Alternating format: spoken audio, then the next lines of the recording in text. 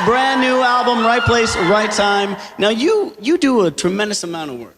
I do work hard, yes. You work so hard. You're writing, you're filming your music videos, you're dancing, you're performing. Where do you summon the energy to do all this? I don't know what I think it's when you wake up in the morning. And I say this to everyone that's in here today. When you do a job that you love, it doesn't really matter what you. Every day you wake up, you enjoy what you do. I mean, of course, there's days I hate my job. I do. I sometimes wake up, God, oh the God.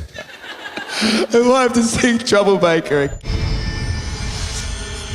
Hey guys, Andy here with Richard Armitage, who plays Thorin Oakenshield in The Hobbit: An Unexpected Journey. I have to say, it is a pleasure to meet you. You too. Because I saw this. Thorin Oakenshield, in my opinion, he's up there with Han Solo. Like, he's an amazing hero. The first acting job you had when you were a kid was in The Hobbit. You're right, you've done your research. I was 13 and I was on stage in a little theatre very close to where I live in a production of The Hobbit. Gollum was made of paper, and the dragon, they didn't have any money for the dragon, so it was just a red light and smoke. Which is probably great training for this movie, isn't it? With all the special effects? Absolutely, yeah. It's all about using your imagination. I think my imagination was really inspired from being an 11-year-old getting into this book, so coming back to it at 40 and you know, having a go at that book again was brilliant. So have you ever been to Quebec, Canada? I have not. You should come. I should. We'll give you some poutine. Okay. Some say it's our national dish. Okay. Some say it's not. All right. You be the judge. I will be the judge. What's in it? French fries, gravy, cheese curds. Oh, I'm down for that. Canadians would make good cavemen.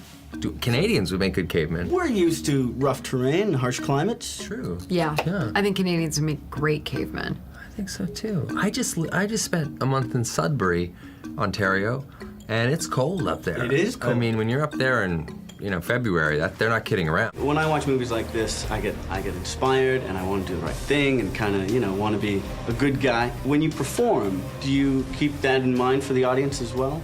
I think of myself in more primal terms than that. I'm a storyteller, really, and I love being in that position as relating to everyone else. So I don't think of it as me and affecting an audience. I think as me telling a story.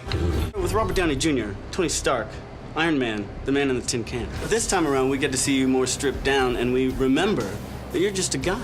Yep, and also necessity's the mother of invention.